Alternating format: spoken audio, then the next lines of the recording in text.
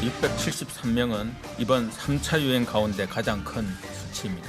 지금은 방역 수칙을 지키며 사회활동을 할 수 있는 상황이 아닙니다. 불필요한 외출, 모임 등 다른 사람과의 접촉을 최소화해 주시기 바랍니다.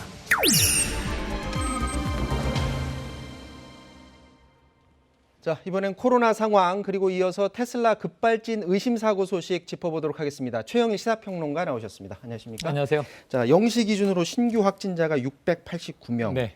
여전히 이 소규모 집단 감염도 많고 맞습니다. 또 가족 감염 얘기가 요즘 많아요. 네. 소규모 감염이지만 워낙 동시다발적으로 전국에서 수도권, 비수도권 터져나오다 보니까 근데 가족 내 교차 감염이 많이 발생하는데 이게 가족 내에서만 도는 게 아니잖아요. 직장에도 가고 학교에도 가고 학원에도 가고 지역사회도 움직이기 때문에 계속 퍼져나가는 일이 N차 감염으로 이어지고 있다.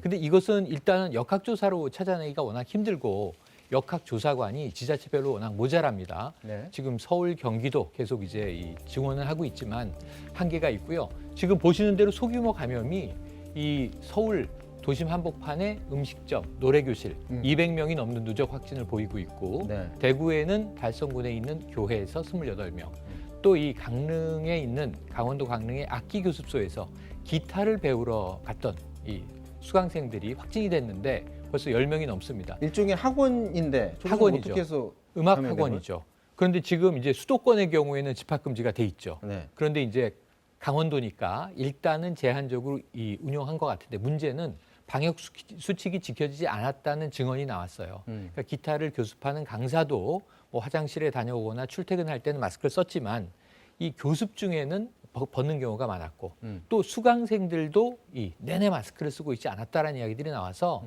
아차하는 순간 감염은 즉각적으로 이루어지는 일이 동시다발적으로 터지고 있습니다.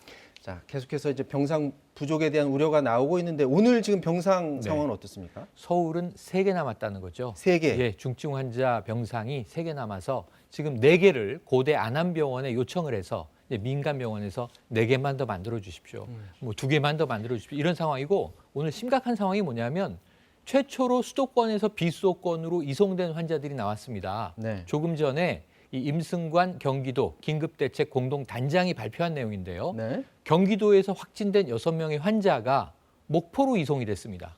그 이유는 경기도에 더 이상 환자를 수용할 수 있는 의료시설이 없는 겁니다. 그래서 이게 충청권도 아니고 목포에 있는 의원으로 6명이 이송되는 장면이 조금 전에 나왔고요. 수도권 환자가 비수도권으로 간 경우는 처음입니다. 과거에 이 신천지 사태 때 대구의 환자가 대구 경북 환자가 광주 호남 쪽으로 갔던 적이 있거든요. 지자체끼리 서로 이제 이 의료 시설들을 빌려주고 했었는데 이제는 수도권 환자가 남쪽까지도 내려가는 일이 현실이 됐다는 좀 충격적인 상황입니다. 지금 수도권 거리두기 2.5단계인데도 불구하고 좀처럼 이런 확진자 숫자가 줄어들지 않고 네. 있습니다. 정세균 국무총리가 수도권에서 승기를 잡아야 된다 이런 말을 했습니다. 듣고 말씀 나누도록 하겠습니다. 이번 유행의 기세를 꺾으려면 우선 수도권 방역에서 승기를 잡아야 합니다. 정부는 감염이 확인된 사례의 추가 확산을 차단하는 한편 숨어있는 전파자를 적극적으로 찾아내고자 선제검사를 대폭 확대합니다. 이를 위해 수도권 주요 지역 약 150곳에 임시 선별진료소를 설치하고 연말까지 누구나 손쉽게 진단검사를 받을 수 있도록 하겠습니다. 또한 군, 경찰, 수습공무원 등 800여 명의 인력을 수도권 각 지역에 파견해 역학조사를 총력 지원하겠습니다. 지금 그 무증상 감염자 찾아내기 위해서 네.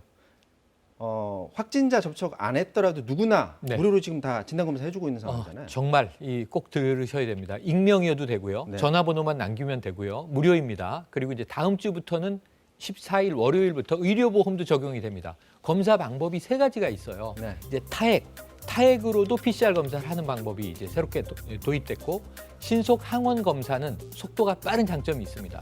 그리고 현재의 RT-PCR 방식으로 할 수가 있고요. 정확도가 가장 높죠. 어떤 걸 쓰셔도 됩니다. 선택해서 검사 받으실 수 있고요. 이 서울 시내만 해도 도심 곳곳에 150여 개 선별진료소가 만들어져 있습니다. 자, 코로나 때문에 국민 모두가 힘든데요. 특히나 이 거리두기 강화로 소상공인들이 아주 힘든 시기를 지금 겪어야만 하는 그런 상황입니다. 그분들의 목소리 듣도록 하겠습니다.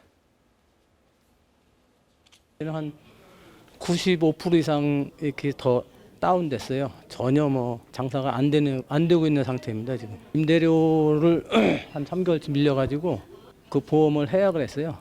연말에는 막 바쁘잖아요. 자리가 없어가지고 날리고 그러는데 올해는 뭐 연말 28일까지 연장됐잖아요. 그러니까 연말 장사 끝난 거잖아요.